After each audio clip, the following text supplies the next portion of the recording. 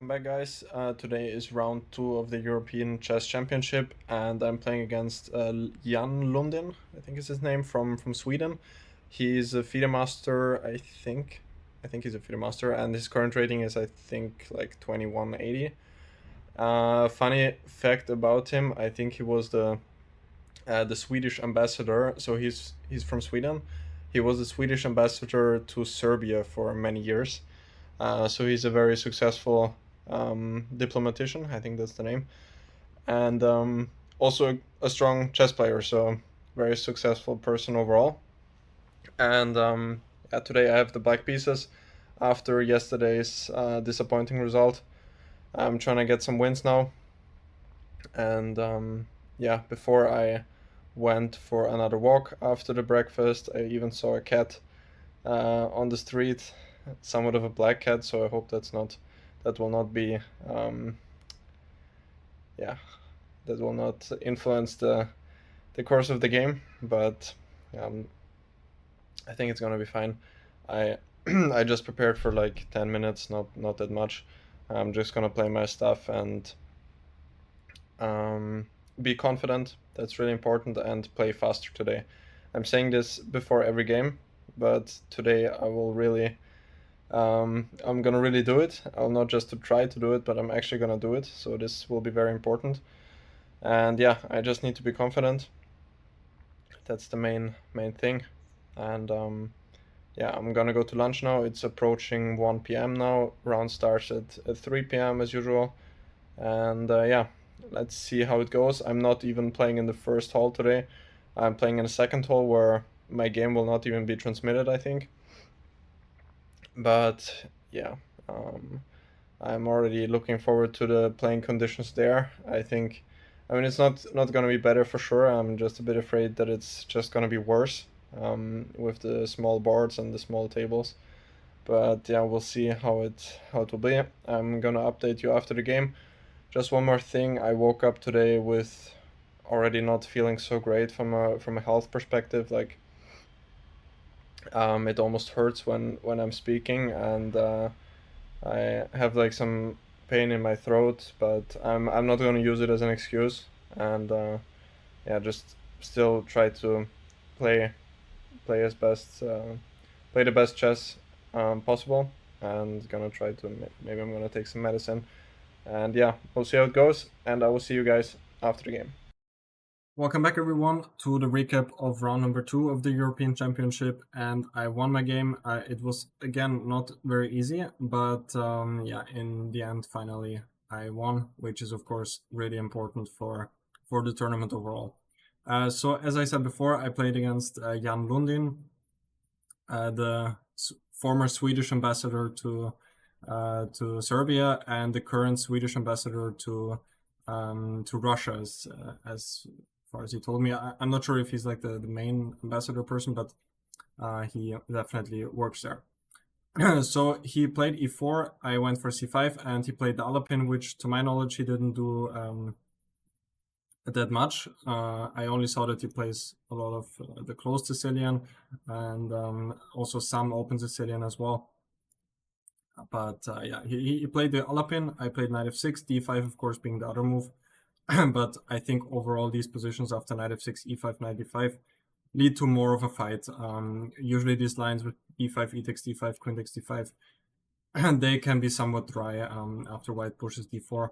White often gets like a small edge, and black doesn't have so many ways to play for a fight here as I think maybe g6 is one option to play for win here.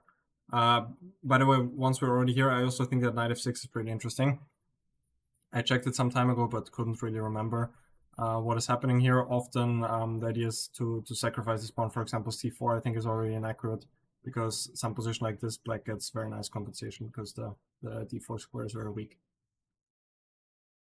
But I went knight f6, e5, knight d5, d4, cd, knight f3. This is all standard theory. Knight c6, cd4. The other move being bishop c4 here, when after knight b6, bishop e3, black should not take the pawn on c3 right away. But d5 or d6, I think it's basically the same. e d6, queen d6, and now white has some Some moves, I think knight d4 is the main move. Short castle is, I think, also one move. But in general, black wants to go bishop e6 next, and is also very solid here. I think this line is in pretty good shape for black. But he went for cd4, d6, knight c3, which surprised me a lot. This move I've basically never seen before, and he did play it pretty quickly as well. Bishop c4 is by far the main move. When black has a couple of options, I think knight d6 is one move, if I'm not entirely wrong, but d takes c5 is the main move, and after d5, bishop e6 is one interesting line which I would have probably played, and black can follow up with g6, bishop g7, and it's a pretty interesting game. But he went knight c3, which surprised me a lot. I took on e5. The main point is after knight c3, bc3, d takes e5. Now I thought at least white can go d5 when my knight has to go to some awkward square, and white can at least take back the pawn in e5. And some position like this, e6, I thought that the knight is now a bit misplaced on c6. It would rather be on d7. Because if the knight is on d7, then I can go queen c7 and also attack the pawn on c3. But I went for d takes e5, and yeah, this looked a bit strange to me. I went for the endgame here, which I thought white already has to fight for equality, basically. But I also thought about this interesting move, bishop e6 here, which might have been, from a practical point of view, maybe a bit smarter, because white has to be quite accurate here, actually. So I'm preparing now to take on c3. For example, I thought about bishop d2. When after knight c3, white is probably already in some trouble, because after bishop c3, he cannot take back with the rook because the pawn on a2 is hanging. And taking with the king is, of course, also pretty bad. Bishop d5, I will follow up with e6, and I'm much better here. So bishop e6 would have been interesting. I briefly checked. The computer says knight b5 is the best move. But even here, g6 was interesting, I think, and then just bishop g7, short castle. Usually even some position like this, where you double the pawns, black has very active play, short castle will come, and the pawn on e5 is also very weak. So bishop e6 would have been interesting as well, but I thought here I cannot be worse as well. But I went for king d8, which, yeah, maybe is not the smartest idea. I thought the king will anyway be pretty safe. I don't really need to castle short. But knight d8 is probably better. The idea, what I kind of missed is after bc, I only thought about knight c6, which is also fine for black.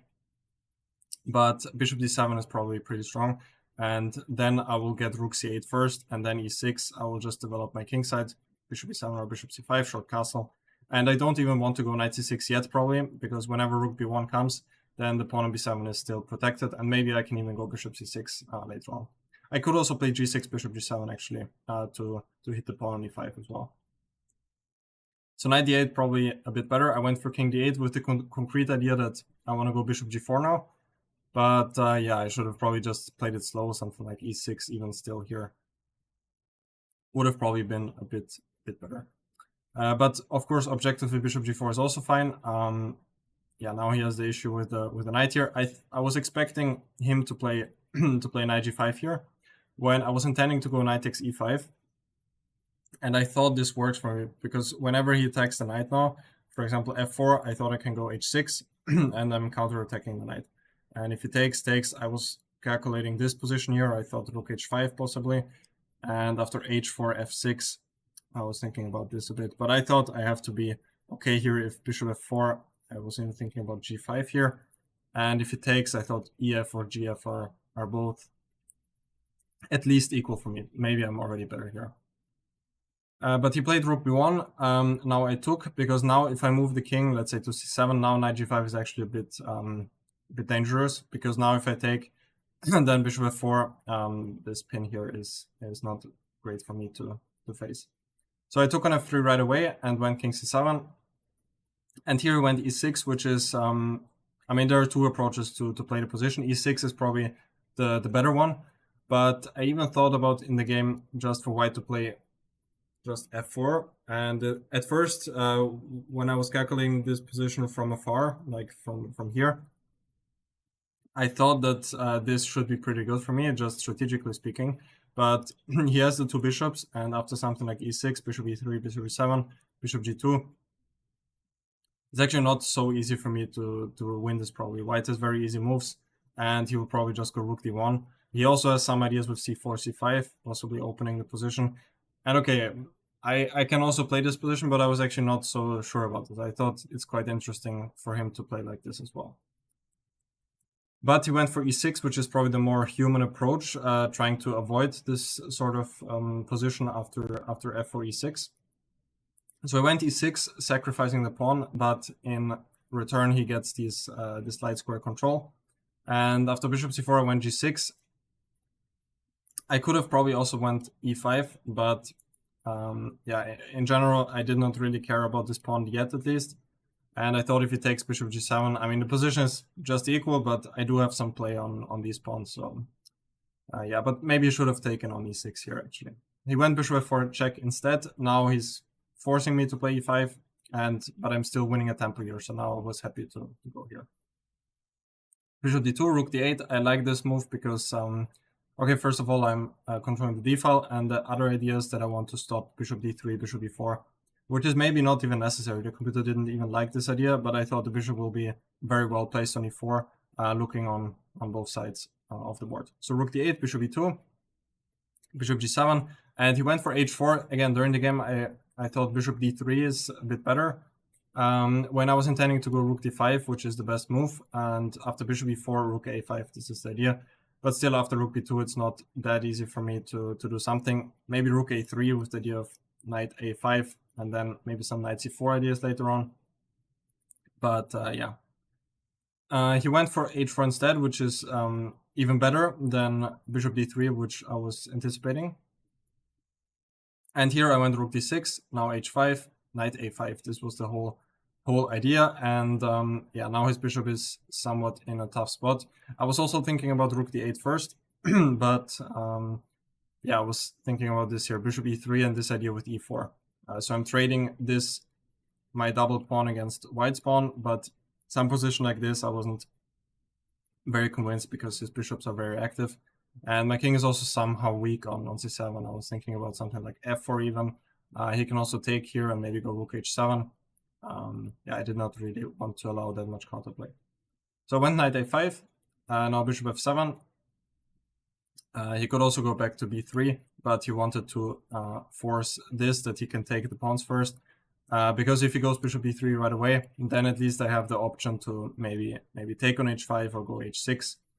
And yeah, then at least I have the h-pawn instead of the g-pawn like in a game. So this happened, bishop b3. Now I took on b3. Rook a6 is one move pointed out by the computer, which I did not see at all. The idea is I want to take and then I want to infiltrate with the rook immediately. And if bishop d2, I assume that I have knight c4 here. Even though there is bishop d3, but I have knight takes d2. Okay. But I took on b3 right away.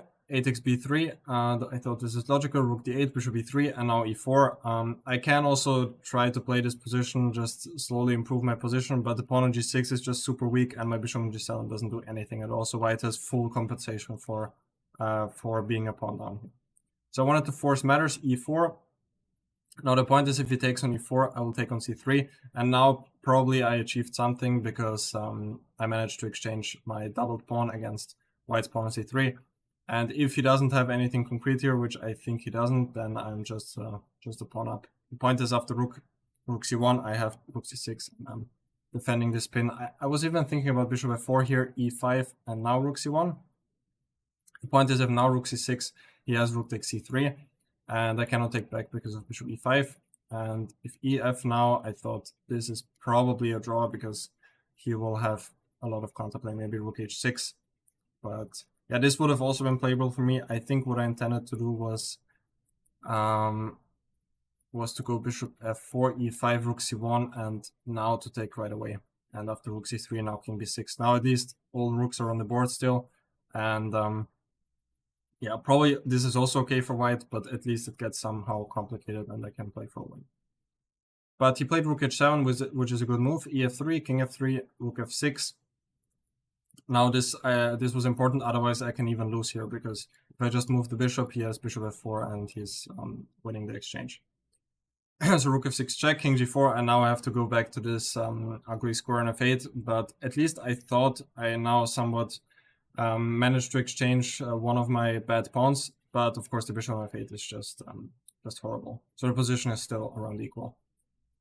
He played rook e1, now rook d5, and here was the decisive moment of the game. Bishop g5 was a big blunder, and after that I was just winning. He missed something which I will show later. Bishop d4 is the best move, and I intended to go rook f5 here, but white can just do something like f4, stopping rook g5 check, and here, yeah, my pieces are also somewhat awkward. Yeah, bishop on f8 especially, and pawn on a7 is still, maybe he can take it at some point.